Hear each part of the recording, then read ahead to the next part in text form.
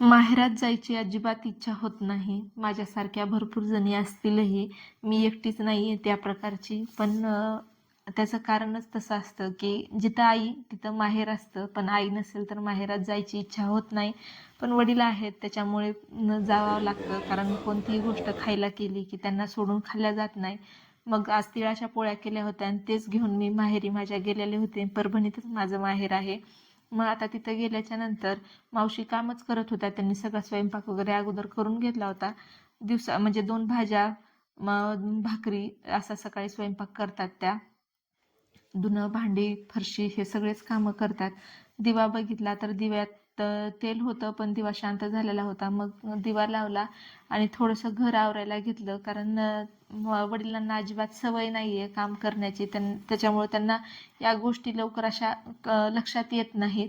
आता कॉटवरती सगळ्या गोळ्या औषधांचे पॅकेट हे ते झालेलं होतं. बेडशीट धुवायला काढलं आणि सगळे पॅकेट जे कामाचे होते तेच ठेवले आणि बिना कामाचे सगळे मी फेकून दिले. ते बेडशीट अगोदरचं धुवायला टाकलं आणि दुसरं बेडशीट त्यावरती आथरून ठेवलं. आता हे सगळे गोळ्या औषधं त्यांना म्हणलं की एका टोपल्यात असे भरून ठेवायचे, म्हणजे सगळीकडे हे पसरणार नाहीत. पाऊच आहे गोळ्या औषधांचा, पण ते पाऊच शेताकडे वगैरे जाताना ते सोबत घेऊन जातात किंवा गाडीमध्ये ठेवतात. तर ते म्हणलं की कॉटवर गोळ्या अशा नका टाकू, म्हणलं तुमच्या मेडिसिन वगैरे सगळे एका टोपल्यामध्ये भरून ठेवा. मग त्यांनाही बरं वाटू लागलं. मग त्यांना विचारूनच ह्या सगळ्या गोष्टी केल्या. नाहीतर कामाचं एखादं जाईल म्हणून सगळ्या गोष्टी केल्याच्या नंतर हे सगळा कचरा भरला.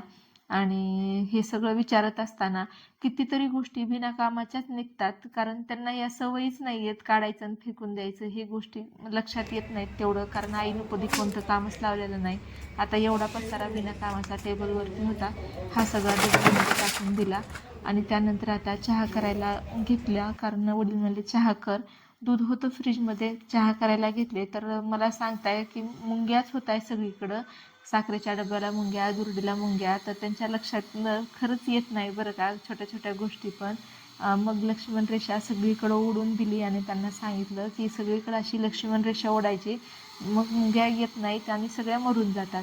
मग चहा आम्ही दोघांनी घेतला आणि त्यांनी न्यूज जास्त पाहतात तर न्यूज बघत बघत चहा घेतला. आणि शाळा जवळच असल्यामुळे रॅली जात होती मुलांची, तिथून निघालो. मग मी माझ्या घराकडे जायला निघाले. गणपतीचं दर्शन घेतलं.